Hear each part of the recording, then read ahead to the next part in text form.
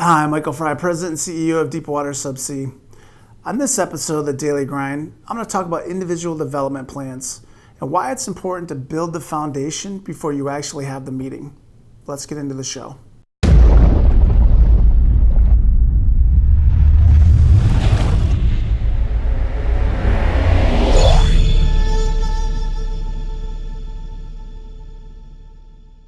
So we talk about individual development plans. Something that I think is interesting is, a lot of companies are done every year. They're part of the, performance appraisals. You get your appraisal, you get your individual development plan for the year.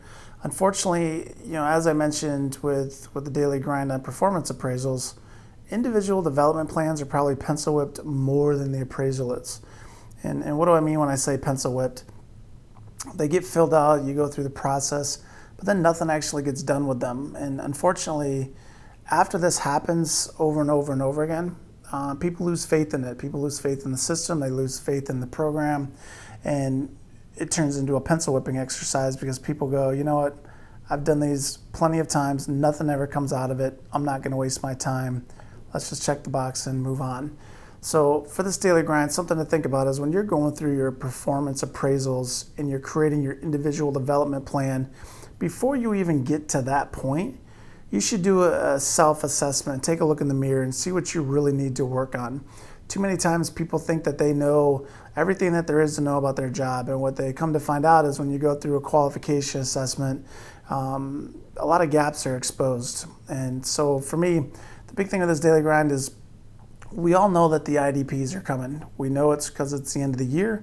That's part of the appraisal process, but unfortunately, not too many people take it very seriously. If you're someone who wants to move up in your career, sit down and do a self-assessment. Where do you want to go? What do you need to do to get there before the IDP session even takes place?